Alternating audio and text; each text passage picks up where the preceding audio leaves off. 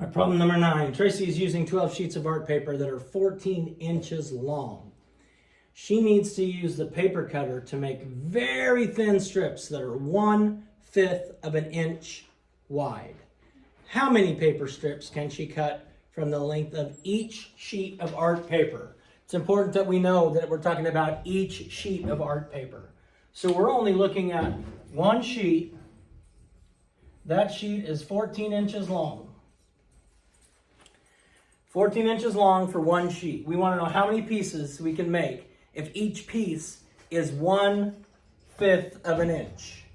So if I have 1 inch, this is 1 inch, how many 1/5 pieces are there in 1 inch?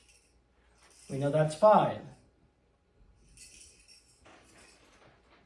So if 1 inch equals 5, and I have 14 inches, I'm going to just multiply 14 times 5, and that's going to give me my answer. 1 inch equals 5 pieces because they're 1/5 of an inch. So 1 inch is 5 pieces.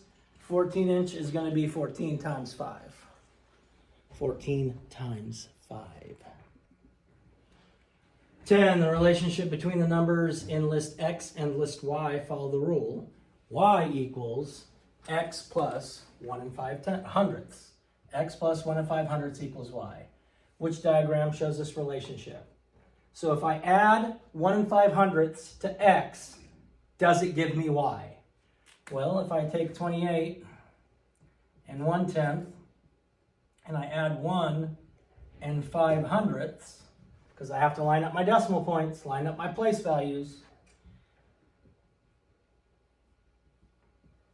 So 28 and 1/10 plus 1 5/100ths should equal 29 15/100ths. So that eliminates A.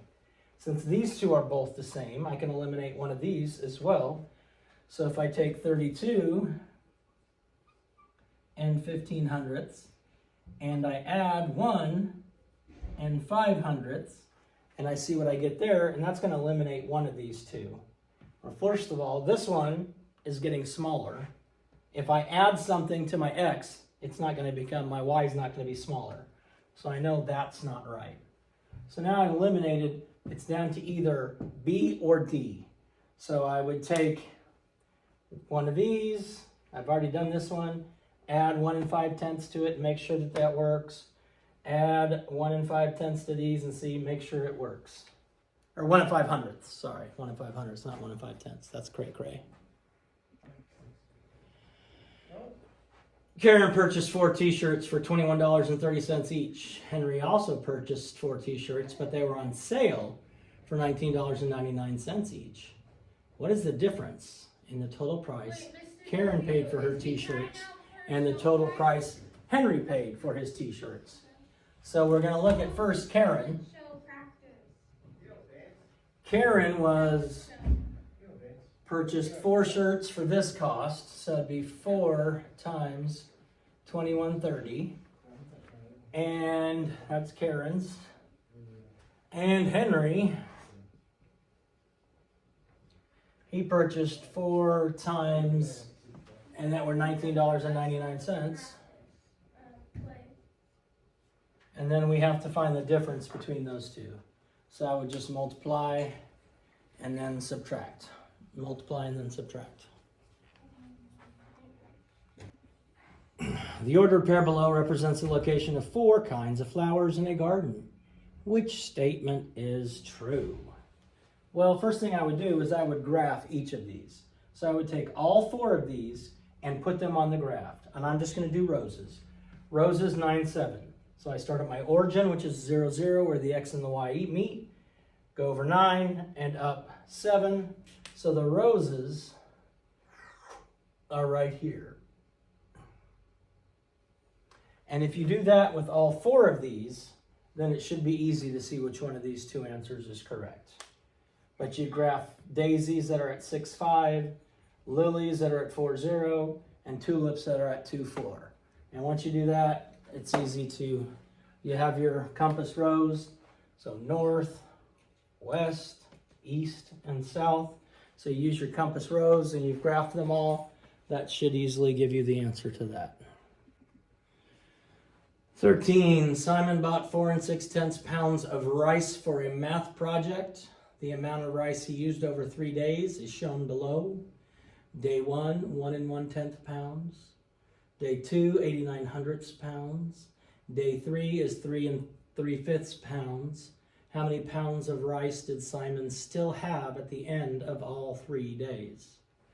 Well, if he started with 4 6/10, we're going to subtract what he used. So I want to change these. All of these are in decimals. So I'm going to change this to a decimal. So this is going to equal 1 1/10, or 1.1. This is 89 hundredths, so that's easy.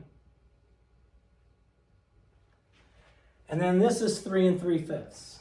I know 1/5 equals 2/10. So 3/5 is going to equal 6/10. So plus 6/10. So I would add these all together and subtract it from 4 6/10. So 1 1/10 plus 89 hundredths plus 6/10, and subtract it from 4 6/10. Making sure we line up our decimal points. This one only goes out to the tenths. This one goes out to the tenths. But this one goes out to the hundredths. So I would probably make this 1.10, 0.60, so that when I added it, it was all lined up. And then I would subtract it from 4 6/10. But, you know, you do you, boo. You do you. The ordered pairs below represent 3 vertices of a triangle. Using the ordered pairs shown, which of the following best describes the kind of triangle graphed on the grid? Well, I would graph all these 3 and connect them with straight lines. So 3, 3 is going to be there. 7, 3 is going to be here. And 5, 9 is going to be here. So now I connect them with straight lines. Then I have to see which one of these it is. Well, remember, with an equilateral, all 3 sides would be the same length. Are all 3 sides the same length? No, I don't think so. A right triangle means it has a 90-degree angle, like this. 90 degrees, a right angle. Do we see any right angles in here? Because a right triangle has to have one right angle. It doesn't.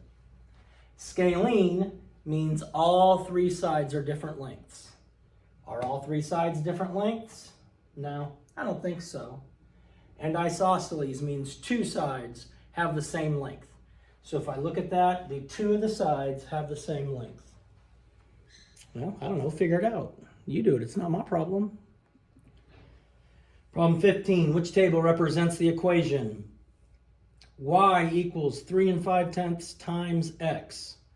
So what this is saying is if I multiply my x by 3.5, it should give me my y. So is 3.5 times 3.5 gonna give me 1? No, so that one can't be it. Is 1 times 3.5 gonna give me 3.5? It should, yes, so that one could be. Is 1 times 3.5 gonna give me 4.5? No, we just said 1 times 3.5 equals 3.5. And if I have 4.5 and I multiply that by 3.5, it's definitely not gonna give me 1. So, really easy problem. All you have to remember is the number and the letter next to each other means you multiply.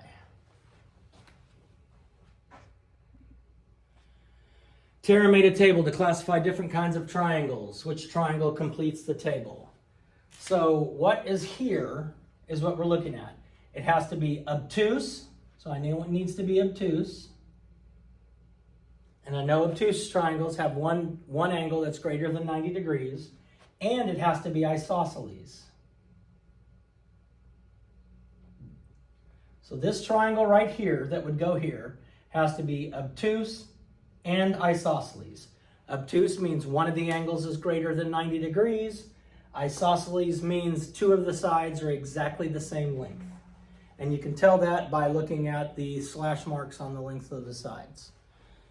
So again, easy peasy raw chicken squeezy. It easily tells you which one it is if you listen to my description. The table below shows the number of hot dogs at baseball park sold over 3 weeks. What is the difference between the average sold per hour during the first week and the average sold per hour during the third week? Well, first we got to find the average per hour. So we have this here. We know they sold 1,785 in 21 hours.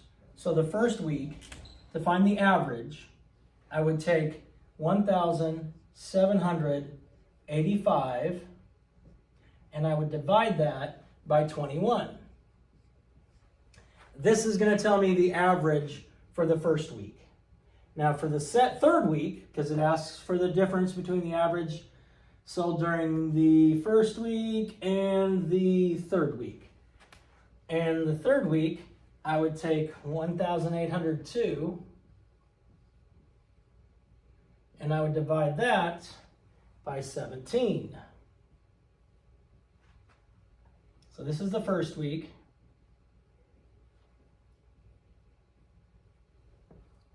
This is my average of the third week.